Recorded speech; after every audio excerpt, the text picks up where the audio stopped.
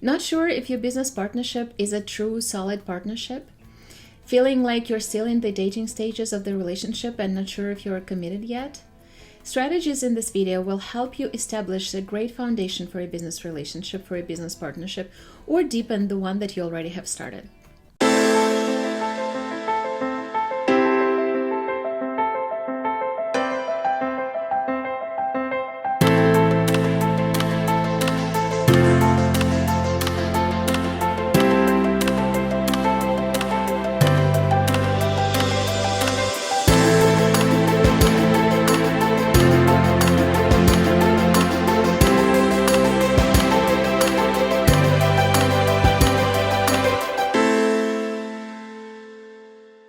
Hello, this is Dr. OLGATARA helping you engage the hearts and minds of your coworkers.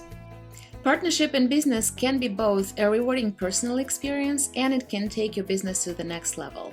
The tricky part, you got it, is navigating the personal relationships part of it. And in a personal relationship, both relationship and the work are part of the work. And this video is exactly about that. It's about the strategies of how to make both of those, relationship and work for your business and work in your business. As an organizational consultant and coach, I've had the privilege of helping hundreds of professionals improve collaboration on their teams and business partnerships between leaders. If you're interested in learning from me how to level up your collaboration or improve your partnership, the relationship in your business, I can give you more details about that at the end of this video. First things first, I'm going to assume that you are business partners for the right reasons, because it's going to help your business grow. And I'm also going to assume that you have the right skills and the right assets to help your business grow, to put together so that your business grows. I'm also assuming that you have written and signed a shareholder agreement, a document that clearly outlines your expectations as partners in this business as far as sharing your assets, your profits, your liabilities, authority and responsibility towards each other and towards this business, and your exit strategy. So now we can talk about how to actually make your business partnership work. How do you work together on your business as partners, and at the same time, how do you work on your business relationship? This is very important because this is going to be a foundation for your company culture, and it's going to be very important as the company grows. I will record another video about how to design your company culture from scratch, from the very beginning, and I will put the link towards that video in the description to this one once I record it. Part 1. Working on your business together.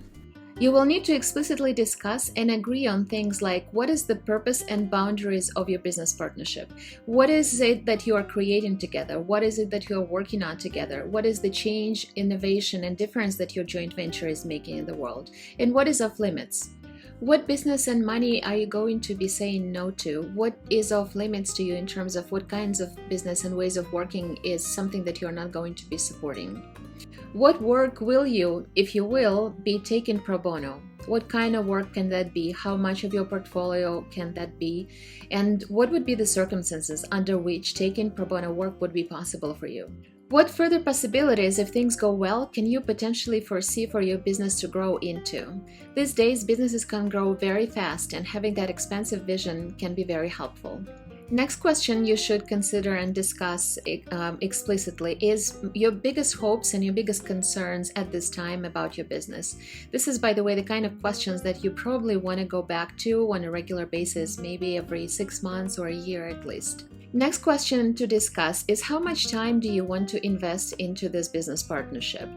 Life is busy and you may not have 100% of your time available to give to this business partnership, to this business. And your partner, this may be a side gig for you, and your partner may only want to work part-time.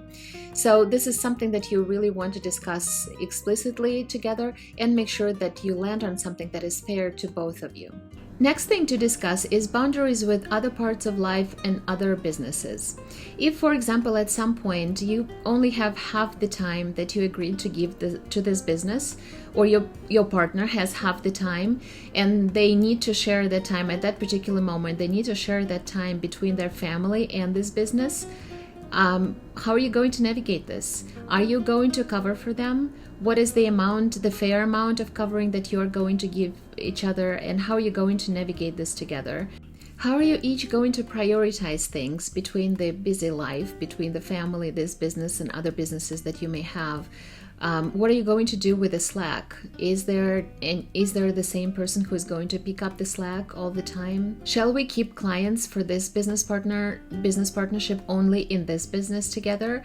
Is there a possibility for these clients to become clients of our independent businesses? If there is a possibility that our independent businesses and products can serve them better, or maybe complementary to what their needs are.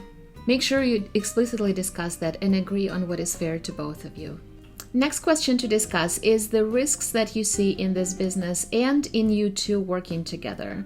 If, for example, if you were friends before, what can be risks for you if you start a business together? And what is the strategy you're going to use to mitigate for those risks? And the last but not the least point to discuss in this part, to discuss and agree upon with your business partner, alignment. How are you going to get aligned? How are you going to make decisions together? Now, in your shareholder agreement, you have already delineated your areas of responsibilities and authority. On these areas, I assume that you would be bringing each other up to speed, sharing with each other what happened, what are you planning to do, and maybe seeking some questions and feedback, but not exactly necessarily going into the weeds of the work with each other. Just being up to speed and on the same page about things, being in the know. Now, when things get murky, when areas of responsibility are shared, or when new things are emergent and they need both of yours attention and decision making, how are you going to get aligned on those things? What is going to be your system to get aligned on things? Is it going to be that both of you necessarily need to agree upon, or you're going to defer to one another on certain areas? Whatever that is, you need to be explicit and you need to be explicitly agreeing with each other so that it's fair for you and you both know about those things up front.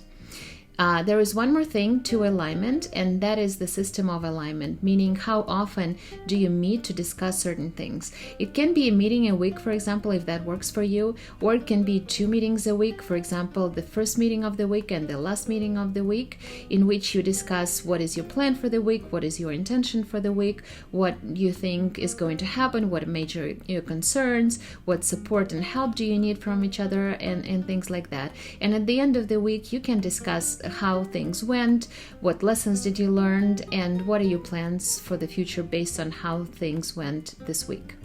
These are, of course, just examples. You may find that another cadence works for you much better than what I explained here, and that's wonderful.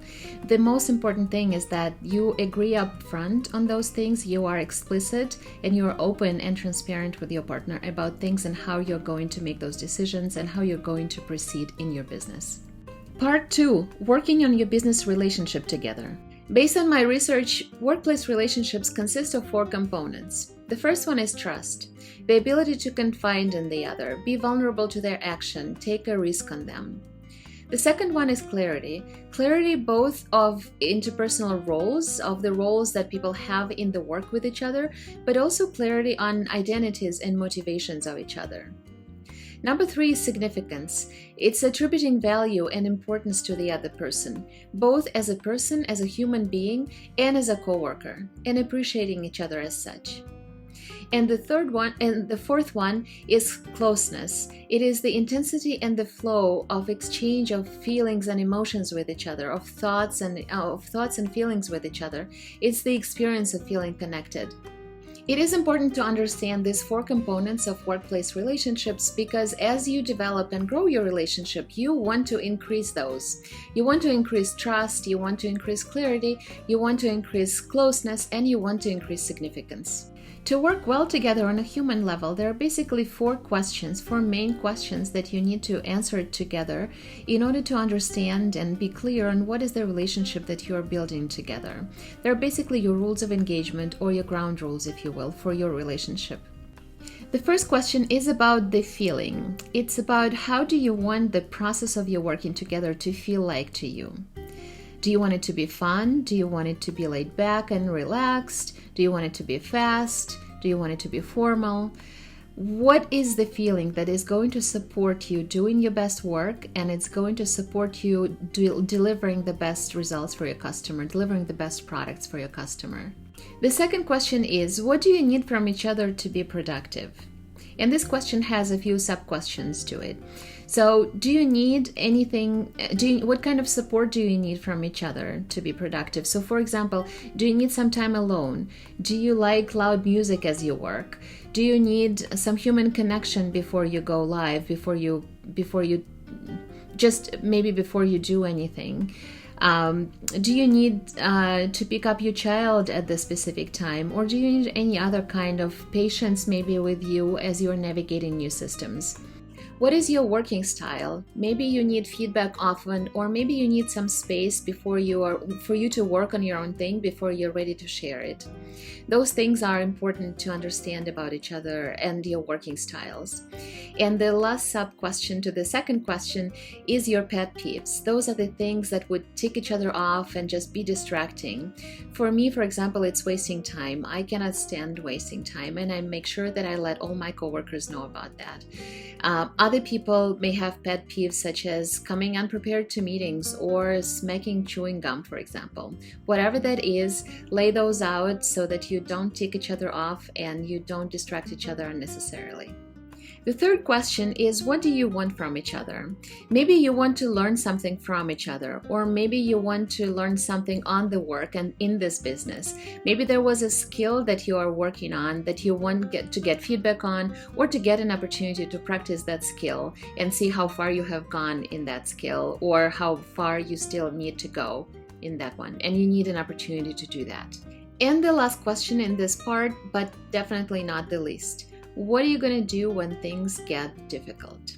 What are you going to do when you have tensions and disagreements or misunderstandings? What if you disagree fundamentally? What if you have a conflict of interest or a conflict of values? What are your conflict styles? If you want to learn more about how to navigate tensions in the workplace, feel free to check out a video I have on that subject. I have put the link down in the description. Now you know two important sides to the business partnership story and how to attend to both. It is easier to work together when you're co-located, when you can talk to the other person when you need to, when you can look them in the eye, when you can have dinner together.